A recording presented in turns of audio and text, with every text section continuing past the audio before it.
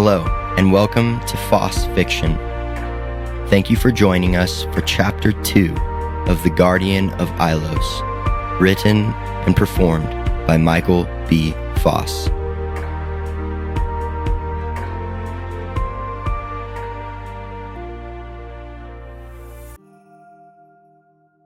Nelson's eyes snapped open, his heart pounding. The nightmare clung to him like a shroud, its vivid images still burning in his mind. A massive dragon, scales gleaming like polished obsidian, pursued him through an endless maze of rocky corridors. Its yellow eyes filled with ancient malice bored into his soul. Just as its jaws were about to close around him, he jolted awake.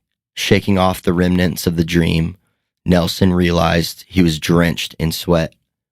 The full moon peered in through his bedroom window, casting an eerie glow across his room. A sudden thirst overcame him, and he reached for the water bottle he always kept on his bedside table. His hand grasped at empty air. Strange, he thought.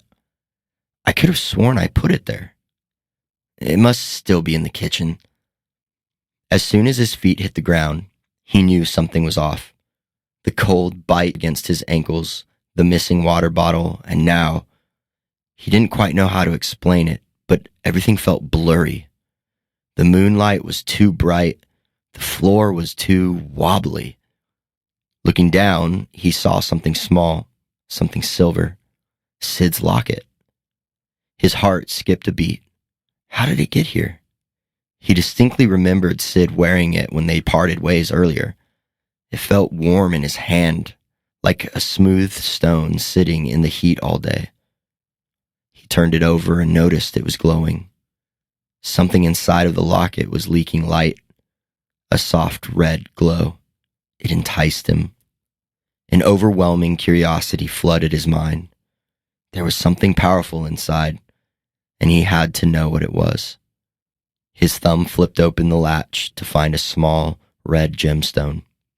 All at once, the smell of salt, the sounds of waves crashing, and the rocking of a boat flooded his senses. Everything came into focus. His bedroom disappeared. Nelson had little time to analyze the situation before a wave came crashing in through his window. Icy cold water swept across the room, and with it, reality. Sharp, chilling pain rushed up his toes and through his legs, making it all the way up to his mouth. He screamed, jumping back onto his bed and squeezing himself into the corner.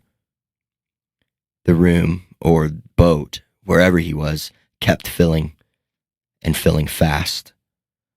Nelson could feel the bed losing its hold on the ground. His chest burned as he forced a deep breath. His heart was racing. He clenched his eyes and prayed, hoping to wake from this horrible dream. Please be a dream, he thought. A small tear squeezed out as his bed rocked back and forth in the water. Of course, nothing is ever that easy. Instead, he heard a bone-chilling whisper. Every hair on his body stiffened, and all the warmth in his face vanished. This world is mine, the chilling voice sang. Yours, dear Nelson. Nelson opened his eyes at the sound of his name, and to his horror, he saw the enormous claws of a beast pierce through the ship wall. Dark, deep red scales and scars like tattoos adorned the faded yellow claws. The dragon. The smell of burning coal wrinkled Nelson's nose. Through the window, he saw the nostril of a dragon flare. Gray smoke billowed out as the beast hissed. Yours, dear Nelson, is next. Why are you doing this? Nelson cringed, pressing further into the wall. You have something that belongs to me, the dragon growled. All you have to do is bring it to me. If you can do that, I'll be sure to spare you. The locket pulsed inside of his fist. A soothing warmth passed over him. He felt his body relax. His mind began to calm. I don't know what you're talking about, Nelson lied. He knew exactly what the dragon meant. But the locket was all he could think about. It was all he wanted. It Bring me the locket! The dragon roared, and the ship shook with fury as he raged. The window splintered under the weight of his claws. Nelson clutched the locket to his chest. This is it, he thought. I'm gonna die. His fears quickly morphed into anger. This is all Sid's fault, he thought. I never would have gone into that stupid cave if it weren't for her. Then, just as quickly as he thought it, the anger disappeared. A young girl's voice, so familiar, rang out like thunder. Nelson! The dragon swung its head and the ship thrashed. Nelson! Nelson! The voice continued calling, this time from inside of his head. No! The dragon screamed. It can't be! The dragon's talons squeaked like styrofoam as they tore free from the wall. Moonlight poured in through the gaping holes. The light grew brighter and brighter until Nelson couldn't bear it. One more time, the voice called to him. Sid's voice. Nelson, wake up! Nelson! She sounded close. A rush of wind tossed the ship one last time as the dragon retreated. Bring me the locket, Nelson. Not even your precious guardian can save you. All went dark, and Nelson felt the sensation of being pulled through water. Then his eyes opened and adjusted to the light. He noticed Sid leaning over him. She had been shaking him, and her right hand was raised next to his face. It was a dream. A sharp, burning sensation consumed his face. Ouch! Nelson cried, pressing his hand against his throbbing cheek. Did you just slap me? Sid smiled a nervous smile, her dark eyes wide with worry. I'm sorry. I just couldn't help myself. Plus, you were saying some bizarre things. I had to be sure you weren't possessed or something. Possessed? Asked Nelson, rubbing his cheek. Where would you get an idea like that? He sat up and swung his legs out over the bed, happy to find that he really was in his own room. You've been watching too many scary movies. His feet twitched, still remembering the chill of the seawater in his dream. Was that the right word for it? A dream? Or was it something more? What are you doing here so early anyway? Nelson asked. Don't you have soccer practice or something like that? Sid chuckled and pointed to the bright orange clock on the wall.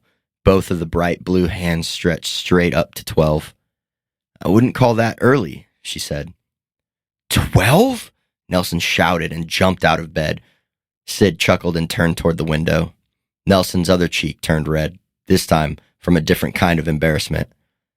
He was standing in the middle of his room in front of his best friend, a girl, in nothing but his matching dinosaur-themed underwear and shirt. He never moved faster in his life. He had a fresh pair of khaki shorts on in the twinkling of an eye. He brushed his fiery red curls from his forehead and leaned up against his oak bedpost, trying to play it cool. Maybe she didn't even notice. That was silly, he thought. Of course she noticed. He cleared his throat. Sid turned around, her cheeks still cooling off as well. Here, Sid said, handing over his shoes, a matching pair this time. Put these on. We've got to go. Okay, Nelson said. Go where? He sat down on the bed and started putting them on. I've been up all night reading, and, well, you'll just have to see it. How did you get in here anyway? Nelson said while tying up his shoes. He glanced up to see his window cracked open. Oh. Sid waved her hand at him. We don't have time for that, she said. Just come on. As soon as his feet hit the ground, a bright image flashed in his mind, just as vivid as the dream. The wet ground, the dragon's massive claws, and the silver necklace in his hand. He felt, for that 1 second, like he was still holding it. A faint, warming sensation filled his palm. If only he could hold it again. Everything okay, Nelson? Sid asked, breaking the trance. Huh? He started. Oh, yeah, I'm coming. The sensation faded. He shook his head. Sorry, I just thought I saw something. Well, come on. We're losing daylight, sleepyhead. Nelson rolled his eyes. Never enough time for you, is there? He watched as Sid limberly squeezed out the same way she entered, through his window. Here we go again, he sighed. What was that? Sid asked on the other side of the glass. Nothing, he replied. I'll be right there. Sid shrugged and picked up a backpack from the ground beneath the window. Just hurry up. Nelson took a deep breath and climbed out the window to join Sid. As he dropped to the ground, he noticed she was holding the book they'd found in the cave. Goosebumps raced up his back, and Nelson had a terrible feeling that someone was watching him. He glanced around his room, his eyes falling on the family photo on his dresser. His mom smiled back at him, her arm around his shoulder. A pang of guilt hit him. She was working so hard, and here he was sneaking out again. But then he thought of Sid, of the dragon in his dream, of the mysterious book they'd found. Something big was happening, and somehow he was a part of it. I'm sorry, Mom, he whispered to the photo. I promise, I'll explain everything someday. Nelson walked over to the window and latched it shut. Ready for another adventure? Sid asked, her eyes sparkling with excitement. Despite his lingering fear, Nelson couldn't help but smile. Sid always had that effect on him. As ready as I'll ever be, he replied. But then, surprising both Sid and himself, he added, but this time I have an idea. Let's stop by the library first. I want to see if they have any books on local legends or mysterious caves.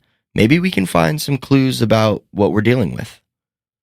Sid's eyes widened with surprise. No, that's brilliant. I knew there was a reason I kept you around, she teased. The two of them picked up their bikes from the rack outside of the apartment building and set off towards the library. Nelson was glad to feel validated, but he still felt apprehensive about it all. Maybe this would buy him some time. The weight of the dream lingered, tainting any excitement he might have for discovery. Hopefully, the library would prove that there was no real danger. Then maybe he could go back to being a normal 12-year-old boy with normal 12-year-old dreams.